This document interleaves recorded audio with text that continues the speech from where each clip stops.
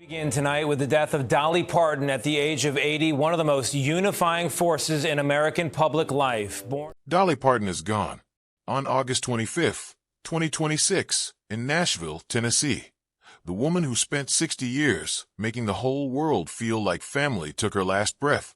The news came from someone she trusted with almost everything, her own nephew, the man who had guarded her for more than 2 decades, standing in front of a camera and saying words he had been asked to say years before he ever thought he would actually have to say them. Before we get into how it happened, we need to go back to where it all began, because you cannot understand how Dolly Parton left this world without understanding how hard she fought to get anywhere at all.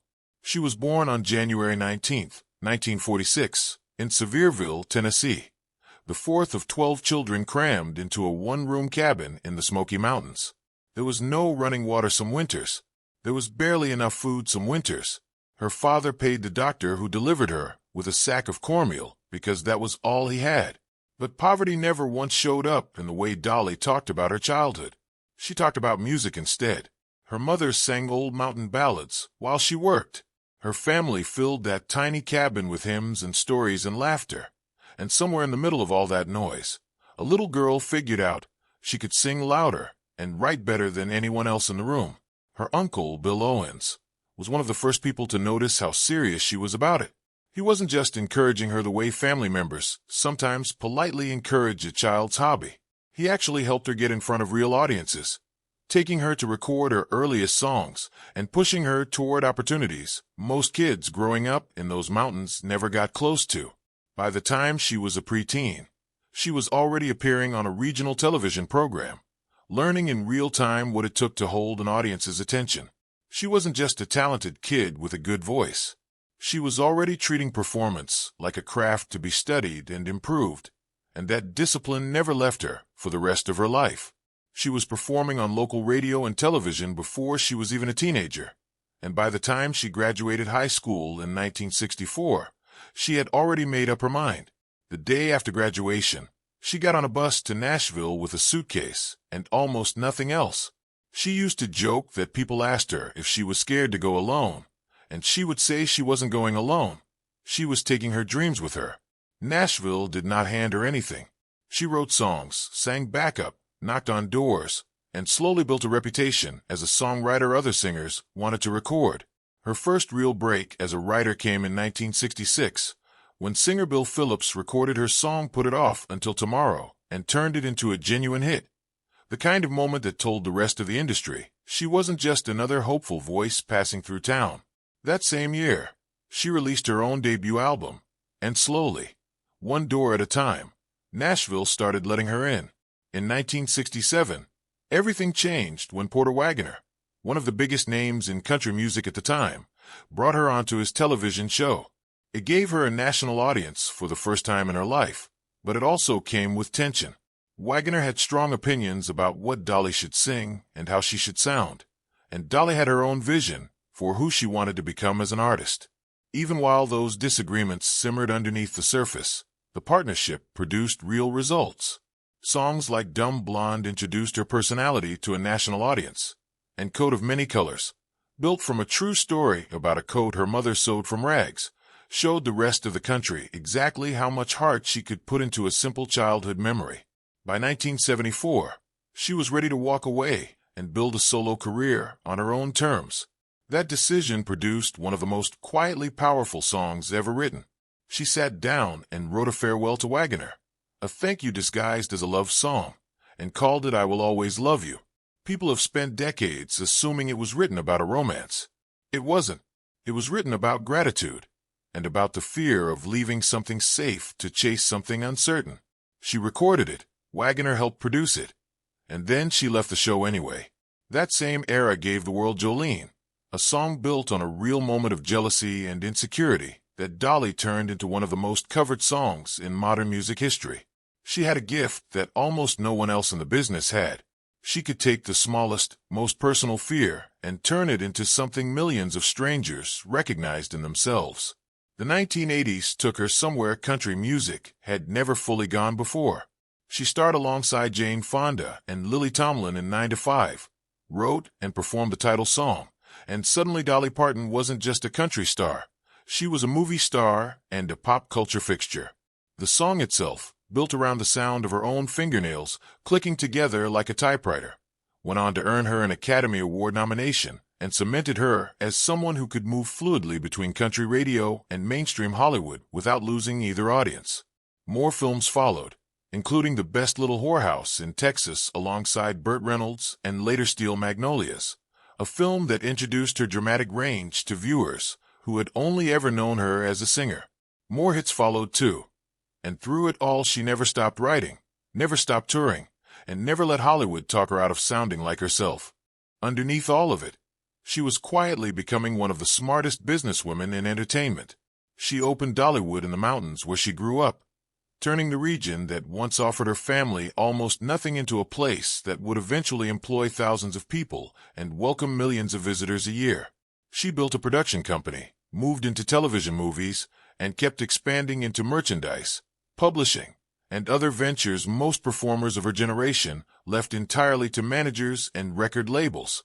She held onto the rights to her own songs at a time when very few artists thought to do that, and it paid off in ways nobody could have predicted, especially when Whitney Houston's version of I Will Always Love You became one of the best-selling singles in music history and turned Dolly's Old Farewell song into a fortune. It became one of the clearest examples in modern music of an artist's foresight paying off decades after the fact, proof that the song she once wrote out of gratitude for a man she was leaving behind would end up taking care of her for the rest of her life. Alongside the music and the business, she built something that may end up being remembered as her deepest legacy of all. In 1995, she launched the Imagination Library, a program built on a simple idea that every child, regardless of their family's income, deserved to own books of their own. It began as a small initiative in the county where she grew up and eventually grew into a program that has mailed hundreds of millions of free books to children across multiple countries, one every month from birth until they start school. She often said the idea came directly from watching her own father, who never learned to read, and from remembering what it was like to grow up in a house where books were a luxury few could afford. It wasn't a publicity project stapled onto her career. It was personal, and it stayed personal for the rest of her life. Through every bit of that rise, there was one constant most people never got to see up close, a man named Carl Dean. She met him in 1964, the same week she arrived in Nashville, outside a laundromat. He teased her about getting sunburned. She married him 2 years later in a small, quiet ceremony in Georgia because the people around her worried a wedding might hurt her career before it even started. She did it anyway. For almost 60 years, Carl stayed almost completely out of the public eye. He didn't do interviews. He rarely showed up at events. He wasn't interested in fame, and Dolly never asked him to pretend otherwise. People joked for decades that he wasn't even real because he was photographed so rarely, but Dolly always defended him the same way, saying he simply preferred a quiet life, and that she respected that enough to let him have it. Their marriage looked nothing like a typical celebrity relationship, and that was exactly the point. They gave each other room, and somehow that room is what made it last. She used to tell a story about how Jolene came to exist because of a real moment of insecurity involving a bank teller who had taken an interest in Carl, and she never shied away from admitting that fame and constant travel put pressure on a marriage the way they would on any relationship. But she also insisted, again and again over the decades, that the distance and the rumors never changed what she and Carl actually had. They simply built a version of love that didn't need an audience, and for almost 60 years, that was enough for both of them. Carl Dean died on March 3, 2025, at the age of 82. For a woman who had spent her whole life performing through exhaustion and pushing forward no matter what, this was different. There was no stage to walk onto and no persona to hide behind. Dolly spoke publicly about how much she missed him, and those who were close to her said something shifted after that. The private person she had always been able to return to when the cameras turned off was gone, and for the first time in a long time, Dolly was navigating her own health struggles without him beside her. Her final year was harder than most of her fans realized while it was happening. She had been dealing with ongoing kidney-related issues for several years, along with immune and digestive problems that increasingly affected her stamina. In 2025, she postponed a planned Las Vegas residency because of her health, pushing it to September 2026. By May of 2026, she made the difficult decision to cancel those shows altogether, telling fans directly that she needed more time to recover and that she was responding well to treatment. In mid-August, she posted that dehydration and dizziness had forced her to skip a planned appearance at Dollywood, joking in her own way that her doctor had clipped her wings and told her she wasn't traveling that week. Even in that message, there was still the same humor and the same refusal to sound defeated that had defined her for 60 years. Just days later, she was admitted to Vanderbilt University Medical Center in Nashville. Her team later confirmed that she had been quietly facing a brief battle with cancer. On August 25th, surrounded by the people who loved her most, Dolly Parton died peacefully. The announcement came not from a publicist or a press release first, but from her nephew, Brian Seaver, who had served as her head of security for more than 20 years. He posted a video to her social media accounts, speaking on behalf of the Parton and Owens families, and he shared something that made the moment feel especially personal. He said Dolly had asked him years earlier to be the one to deliver this news when the time eventually came, long before he had fully accepted that day would ever really arrive. Her family's official statement described her as a rhinestone life that shone bright enough for the world to see, and said she would forever stand as an inspiration, not only through her music, but through her wit, her warmth, and the kindness that made strangers feel like family. Tributes poured in almost immediately from every corner of American life, from fellow musicians, actors, and public figures who had crossed paths with her over 7 decades in the spotlight. Fans gathered at her star on the Music City Walk of Fame in Nashville, laying down flowers and candles that stayed lit long into the night. It was the kind of outpouring reserved for very few public figures, people who somehow managed to be beloved across nearly every divide that usually separates us. What made Dolly different was never just the talent, although there was plenty of that. She wrote more than 3,000 songs across her lifetime. She sold well over 100 million records. She won 11 Grammy Awards and was nominated for dozens more.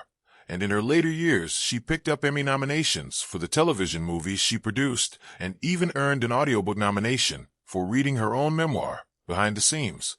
She was inducted into the Country Music Hall of Fame and the Songwriters Hall of Fame, and her fingerprints ended up on genres far beyond country, from bluegrass records to rock collaborations to contemporary Christian music late in her career. But ask people why they loved her, and very few of them start with the numbers. They talk about the Imagination Library, the program she started that has mailed hundreds of millions of free books to children around the world, many of whom will never know her personally, but will grow up shaped by something she built for them anyway. They talk about her humor, her refusal to look down on anyone, and her insistence that her rhinestones and big hair and larger-than-life persona were simply a costume for the hard-working woman underneath, not a replacement for her. She used to say that she based her whole style on the town tramp, because as a little girl growing up poor in the mountains, she thought the most beautiful woman she'd ever seen was a local woman covered in makeup and bright colors, and she decided that one day she would look just like that. It became one of the most recognizable images in entertainment history, but it also became something more than that. It became a kind of armor, a way of walking into rooms that were not always built for a poor girl from East Tennessee and refusing to shrink herself to fit them. Even in her final months, there's no indication that Dolly stopped thinking about what came next. Just 4 days before she died, she spoke publicly about her health and made clear she was still planning future projects, still looking forward rather than treating her career as something already finished. That instinct to keep building, to keep creating, to keep showing up even when her body was asking her to slow down, may end up being one of the truest things anyone can say about who she really was. There will be plenty of speculation in the days and weeks ahead about the details of her final hours, and it's worth being careful with that kind of speculation, because grief has a way of inviting people to fill in gaps with things that were never actually said or confirmed. What we do know is what her family chose to share, that she died peacefully in Nashville, surrounded by people who loved her, after quietly facing a serious illness with the same determination she brought to everything else in her life. Her husband of nearly 60 years had gone before her the year before. Her nephew delivered the news, exactly the way she had once asked him to. And the tributes that followed, from presidents to fellow artists to fans who never met her but felt like they had, said everything that needed to be said about the size of the space she leaves behind. Dolly Parton spent her life turning hard beginnings into something the whole world could hold on to. A song about heartbreak that became an anthem. A farewell letter that became one of the most successful ballads ever recorded. A poor childhood that became a library reaching children on every continent. She never pretended the climb had been easy, and she never let the difficulty of it turn her bitter. If there's one thing worth carrying away from the story of how she lived and how she left, it might be exactly that a person can come from almost nothing, hold on to who they are the entire way up, and still manage, after everything, to leave the world kinder than they found it. If this brought back memories of Dolly Parton for you, or if her music was part of your own life somewhere along the way, share it in the comments below. And if you want more honest, carefully researched stories about the artists who shaped American culture, subscribe and turn on notifications so you don't miss what comes next.